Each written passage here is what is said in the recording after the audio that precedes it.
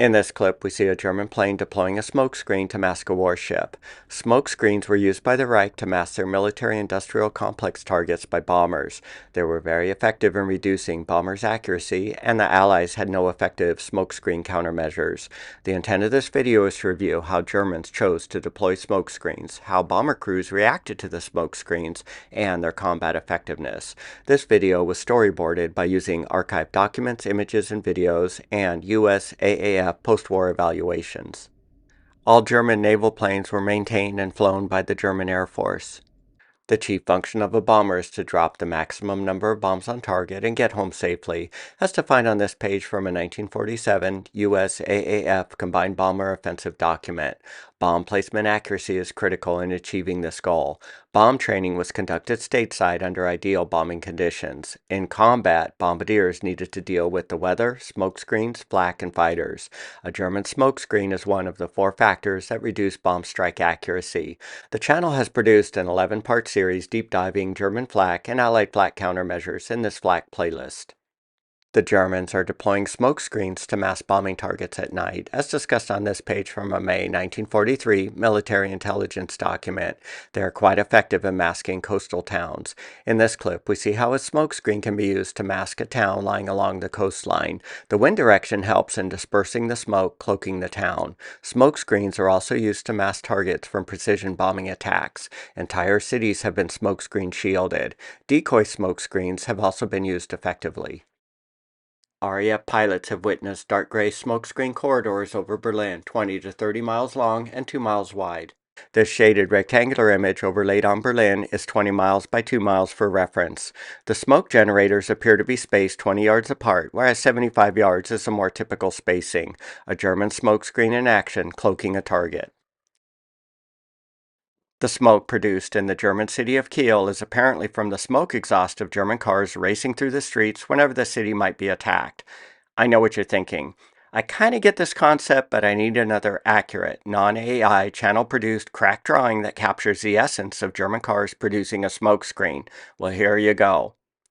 I would consider this tactic suspect, as I could not find any other source verifying this narration.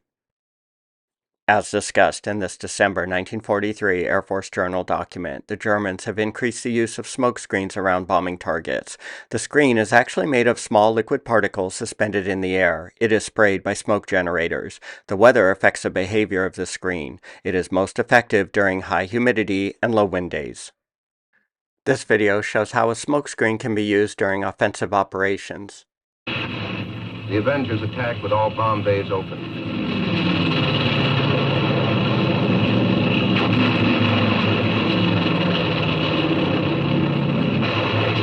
The 40 millimeters let loose, the tracers pointing the accurate marksmanship.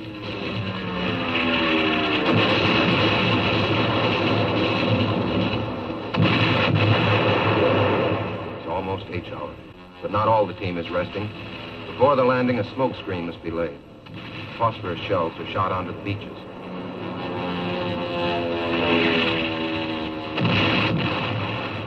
Smoke is thick enough to cover a landing.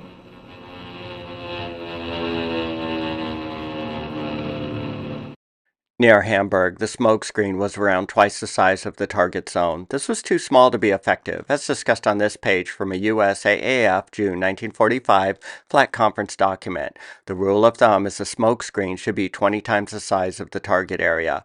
In larger targets, flak takes priority over smoke. In smaller targets, smoke takes priority over flak. If the smoke obscures flak gunners from visually tracking the bombers, then the flak guns will be target-sighted by the inaccurate radar or sound. The best smoke conditions occur when wind speed is around 1 to 12 meters per second and the wind is blowing in the correct direction. The smoke screen starts 10 minutes before the bombers arrive. The various chemicals and compounds used to produce German smoke screens are listed on this page from a 1947 US SBS document on Germany's oil plants.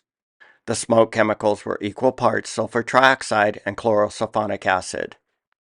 The smoke was started by remote control and expelled by a pressurized cylinder. This worked well for wind speeds less than 8 miles per hour. German smoke pots produced smoke that was gray in color at war's end. These were produced by coal tar compounds mixed with an oxidizer like ammonium nitrate. The smoke rose higher and masked the Leuna plant chimneys. This image shows the 757-acre Leuna synthetic oil plant. Bomber crews identified the plant by its 13 chimneys. These smoke generators also operated by remote control. Due to the lack of chemicals, tars and bitumen were used exclusively at war's end. Leuna flat crews lost the ability to track attacking bombers because of the smoke screens, images of German smoke generators found at oil production facilities. The Germans are continuously increasing the number of smoke generators. As of December 1943, 350 generators may be used at a single target. They are mounting smoke generators on barges to mask ports. Guess I found a use for Operation Sea Lion UK invasion barges. The smoke screen thins out during bomber attacks. This is likely due to the bomb's concussion dispersing the smoke. This image was captioned, "A German smoke screen apparatus." A German smoke pot from the Ploesti oil facility in Romania. A US M1 smoke generator. These are oil-based and consume 106 gallons of oil per hour. The smoke travels 5 miles downwind. The US M2 smoke generator. German smoke screen in action. To increase target visibility, bombers should approach the smoke screen in this direction. This map from a December 1944 Air Staff intelligence document outlines the location of smoke generators at the Ploesti oil refinery. Each of the 2,000 dots on the map represent a smoke pot consisting of a smoke generator, pressure tank, and nozzle. The facility is well ringed with smoke pots. The smoke screen encountered during the August 17, 1944 raid. Ploesti smoke defenses and bomber reactions are described on this page. The smoke generators extended out 1 mile from each target. The facility was ringed with 2,000 smoke generators, the densest concentration of smoke generators in Europe. By June 1944, the smoke screens were a serious problem. By July, only one of the 5 missions flown could the target be visually sighted by the Norden bomb sight. In the other 4 missions, the target was sighted by PFF or H2X 3-centimeter radar. H2X radar equipped B-17s in lieu of their ball turrets, the H2X radar system. This chart represents bomb accuracy expected based on target sighting method from a 1945 8th Air Force tactical development document. For visual bombing under good conditions, you can expect 85% of the bombs to fall within 1 mile of the aim point, whereas if the target is sighted by H2X radar, you can expect 5 to 48% of the bombs to fall within 1 mile of the aim point, depending on target visibility.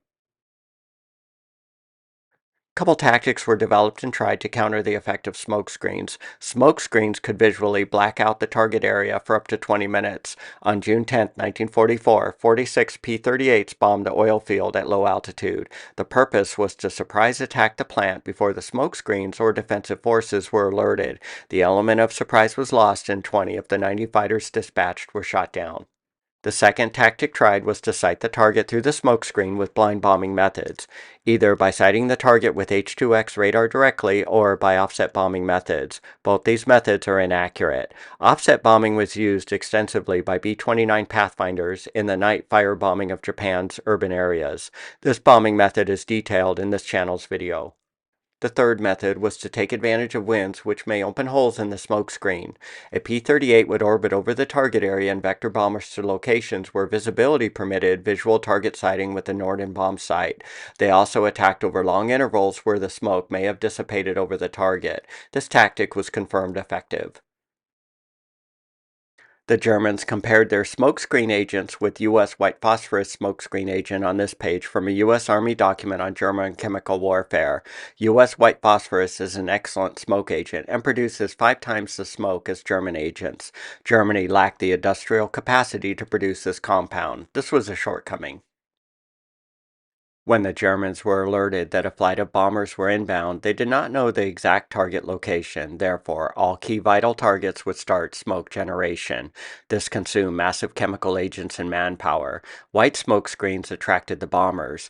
The Germans spiked the smoke agents to tint the smoke. This proved disappointing. The tinted smoke was less persistent and lost its color. Not having white phosphorus was a severe disadvantage.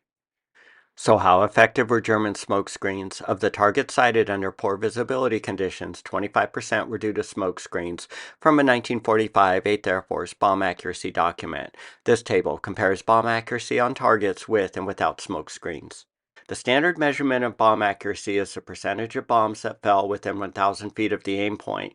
For the 4-month period between September to December 1944, 22.7% of bombs fell within 1,000 feet of the aim point when the bombers encountered no smoke screens, and 5.4% when the target was cloaked by a smoke screen.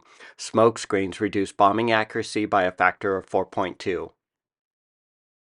A bombing mission is considered a failure if less than 5% of the bombs strike within 1,000 feet of the aim point, as defined in this 1947 USSBS bomb accuracy document. On average, smoke screens reduce bomb accuracy just above the mission failure rate. Mission failures are usually due to navigational errors, weather issues, or extreme effective smoke screens which cloak the target. Footage of Germans deploying a smoke screen around the battleship Tirpitz.